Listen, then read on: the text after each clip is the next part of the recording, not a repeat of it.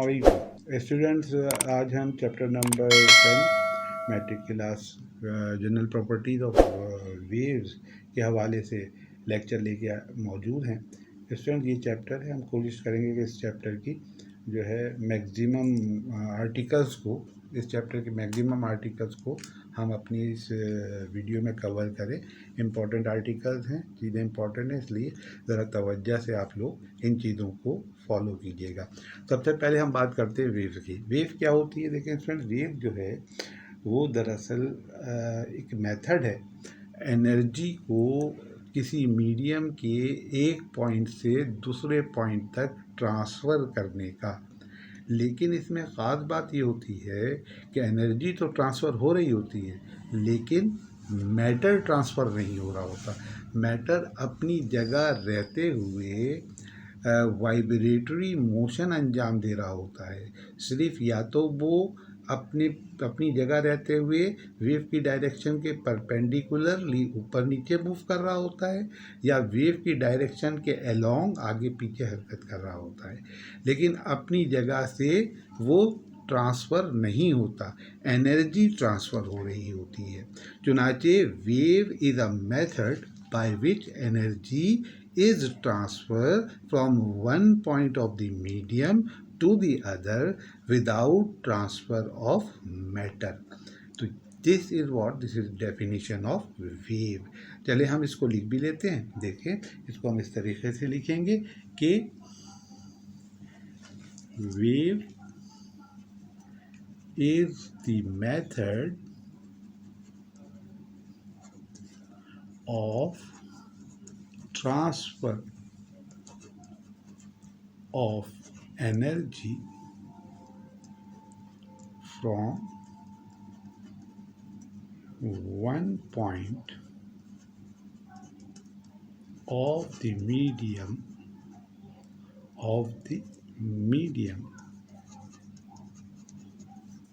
to the other without transfer of matter. तो देखिए, ये हमारे पास डेफिनेशन हो गई वेव की। Wave is the method of transfer of energy from one point of the medium to the other without transfer of matter. इसी बात को हम अगर दूसरे अल्फाज में बयान करना चाहें तो हम ये कह सकते हैं कि wave is the disturbance produce in the medium which transfer energy from one point of the medium to the other without transfer of mass. क्योंकि स्टूडेंट, जब भी वेव पैदा होती है तो वेव पैदा होने का कॉज जो होता है वो एक डिस्टर्बेंस होता है जो मीडियम में पैदा होता है। वही डिस्टर्बेंस जो है जो एनर्जी डिलीवर करता है वो डिस्टर्बेंस मीडियम में, वो मीडियम उस एनर्जी को एक पॉइंट से दूसरे पॉइंट पर ट्रांसफ़र करता है। और जो मैकेनिज़्म होता है, जिस मैकेनिज़्म के तहत वो एनर्जी ट्रांसफ़र की जाती है, वो मैकेनिज़्म वेव कहलाता है। तो स्टूडेंट, ये है डेफिनेशन वेव की। अच्छा, वेव कैसे पैदा की जाएंगी? किसी भी मीडियम में वेव पैदा करने के लिए बहुत सारे तरीके हैं। जैसे मिसाल के तौर पे हम किसी रोप या रस्सी में वेव पैदा कर सकते हैं। हम रस्सी के एंड को एक रिजिड सपोर्ट से बांध दें। जैसे मिसाल के तौर पे मैं यहाँ दिखाता हूँ, ये मैंने एक रिजिड सपोर्ट दिखाई और रस्सी को हमने इस तरीके से बांध दिया, इसके एक एंड, और दूसरे एंड को अपने हाथ में पकड़ लिया। अगर हम इस एंड को, रस्सी के इस एंड को अगर हम ऊपर नीचे मूव करें तो इस रोप में इस तरह की वेव जनरेट होगी। हमारी मूवमेंट हाथ की जो होगी वो अप एंड डाउन होगी, और उस अप एंड डाउन मूवमेंट की वजह से इस स्ट्रिंग में आगे की जानिब वेव ट्रैवल करेंगी। ये वेव जो हैं दरअसल हमारे हाथ की जो हम डिस्टर्बेंस दे रहे हैं रोप को, उसकी वजह से पैदा हो रही हैं, और हमारे हाथ की जो एनर्जी है इस डोरी या इस रस्सी के इस एंड से दूसरे एंड तक मुंतकिल हो रही है। लेकिन जो डोरी के पार्टिकल्स हैं, अगर आप देखें, या रस्सी के जो पार्टिकल्स हैं, वो सिर्फ अप एंड डाउन मूव कर रहे हैं, जबकि एनर्जी इस रोप के ज़रिए रस्सी के एक एंड से दूसरे एंड तक मुंतकिल हो रही है। इसी तरीके से अगर हम फर्ज कर लें कि हमारे पास एक ट्रे है जिसमें वाटर मौजूद है, एक मैंने ट्रे दिखाई आपको, इसमें वाटर मौजूद है। अगर इस एंड पर हमें कोई स्टिक रख लें, स्टिक ऐसे है ना, इसमें वाटर मौजूद है, ये वाटर है, ये पूरा इस ट्रे के अंदर वाटर मौजूद है, और इस वाटर की एक एंड पर हम एक स्टिक को अप एंड डाउन इसमें डिप करते हैं, इसमें वाटर में डिप करते हैं। तो यहाँ इसकी इस मूवमेंट की वजह से स्टिक की यहाँ पर डिस्टर्बेंस प्रोड्यूस होगा, और वाटर में वो डिस्टर्बेंस इस तरह वेव की सूरत में आगे की जानिब ट्रैवल, ये जो स्टिक है उसकी अप डाउन मूवमेंट है वाटर के अंदर, उसकी अप डाउन मूवमेंट की वजह से वाटर की सरफेस पे वेव इस तरीके से जनरेट होंगी। लेकिन अगर ज़रा सी तवज्जो दी जाए तो हमें ये अंदाज़ा हो जाएगा कि ये वेव जो हैं इनके साथ वाटर आगे की जानिब मूव नहीं कर रहा, बल्कि वाटर की जो पार्टिकल्स हैं, वेव तो इस डायरेक्शन में आगे की जानिब बढ़ रही है, लेकिन particle of the water is moving up and down vibrately, keeping themselves in a particular position, ये आगे की जानिब मूव नहीं कर रहे। तो यही चीज़ हमने वेव की डेफिनेशन में बताई कि जब कोई डिस्टरबेंस किसी मीडियम में पैदा किया जाता है तो मीडियम के पार्टिकल्स जो हैं उस डिस्टरबेंस की वजह से अपनी जगह रहते हुए या तो अप एंड डाउन मूव करते हैं या अपनी मीन पोजीशन के टू एंड फ्रो मूव करते हैं अपनी जगह रहते हुए, उस वेव के साथ आगे की जानिब मूव नहीं करते। इसी चीज़ को हम क्या कहते हैं, वेव कहते हैं। इसी तरीके से अगर कोई स्लैंकी स्प्रिंग है आपके पास, स्लैंकी स्प्रिंग दरअसल एक स्प्रिंग होता है जिसको कॉइल की शक्ल दी जाती है, बहुत लचकदार होता है, उसके एक एंड को अगर बांध दिया जाए एक रिजिड सपोर्ट पे और जो है उसके दूसरे एंड को आगे पीछे राइट एंड लेफ़्ट मूवमेंट दी जाए तो उसमें स्प्रिंग जो है उसमें वेव्स पैदा होंगी। किस तरह से, अगर मैं वो आपको दिखाना चाहूँ, अच्छा देखिए, ये एक स्प्रिंग मैंने दिखाया आपको, ये स्प्रिंग है जिसके अंदर बहुत ज़्यादा जो है कॉइलिंग हुई है। उसके एक एंड को हमने एक रिजिड सपोर्ट से बांध दिया है, दूसरा एंड हमारे हाथ में है।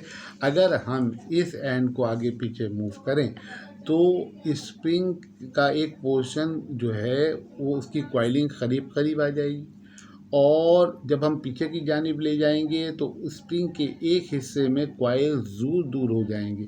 तो वो हिस्सा स्प्रिंग का जहाँ पर कॉइलिंग करीब आ जाएगी, अब पार्टिकल ऑफ द स्प्रिंग जो हैं वो एवरेज से जो है कम फासले पर आ जाएंगे, उस हिस्से को हम कहेंगे कंप्रेशन। और कॉइल का वो हिस्सा जिसमें जो है कॉइलिंग एक दूसरे से एवरेज डिस्टेंस के मुकाबले में ज़्यादा फासले पर आ जाएगी, वो हिस्सा रेरिफेक्शन कहलाएगा। चुनांचे जब हम स्लैंकी स्प्रिंग को अपने हाथ से आगे पीछे मूव करते हैं तो इस स्लैंकी स्प्रिंग में वेव्स पैदा होती हैं जो कि कंप्रेशन और रेरिफेक्शन पर मुश्तमिल होती हैं।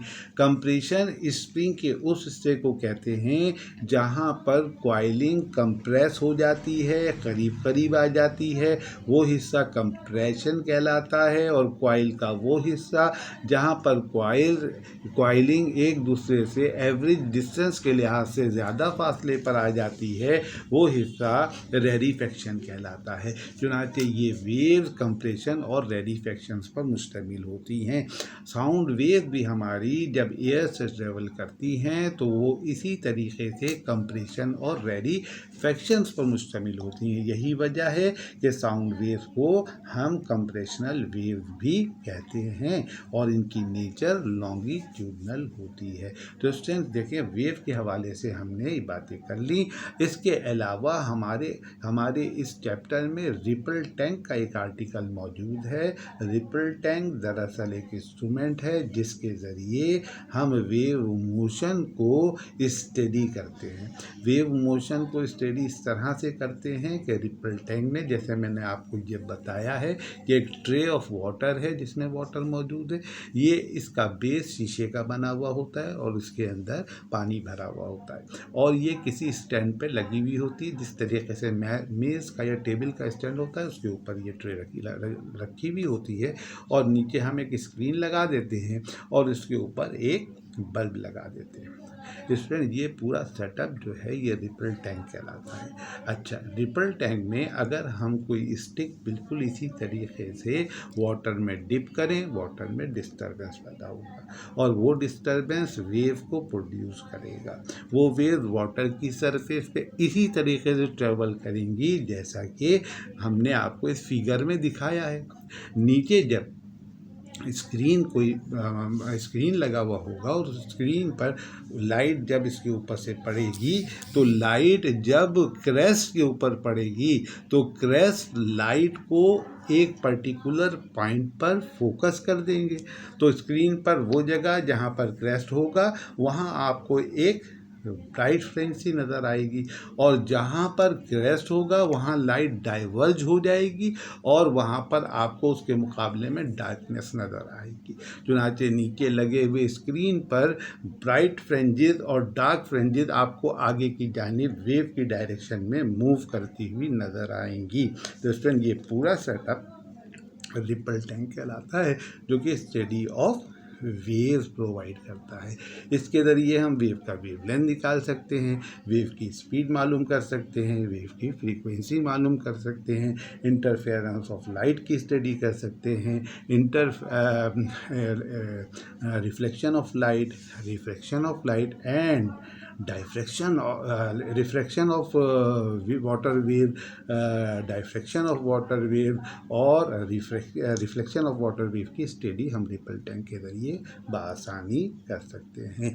तो स्टूडेंट ये आर्टिकल वेव के हवाले से हमने इस लेक्चर में आपको जो चीज़ें बताई उनको आप अपने जहन में रखिए, समझिए, बार बार इस वीडियो को देखिए। अच्छा, वेव की डेफिनेशन आ सकती है, वेव की डेफिनेशन पूछी जा सकती है कि what is wave, how waves are produce. तो वेव प्रोड्यूस करने के हमने आपको कई एक तरीके बता दिए। हम स्ट्रिंग में वेव प्रोड्यूस कर सकते हैं, वाटर की सरफेस पे वेव प्रोड्यूस कर सकते हैं, स्लैंग की स्ट्रिंग में वेव प्रोड्यूस कर सकते हैं। तो ये सारे तरीके हमने बता दिए और साथ साथ रिपल टैंक का जिक्र भी किया कि ripple tank is instrument by which we can study wave. उसकी कंस्ट्रक्शन के बारे में भी हमने आपको बताया। तो स्टूडेंट ये हमारी जो लेक्चर था इसको आप देखिए और इन चीज़ों को समझिए। ये बेसिक है जनरल प्रॉपर्टीज़ ऑफ वेव को समझने के लिए। हम अगले लेक्चर में इसको मज़ीद आगे बढ़ाते हैं इस चैप्टर को। अच्छा, अपना बहुत ख्याल रखिएगा और साथ साथ इस लेक्चर को, इस वीडियो को लाइक करें, चैनल को सब्सक्राइब करें और आगे शेयर भी करें। बहुत शुक्रिया।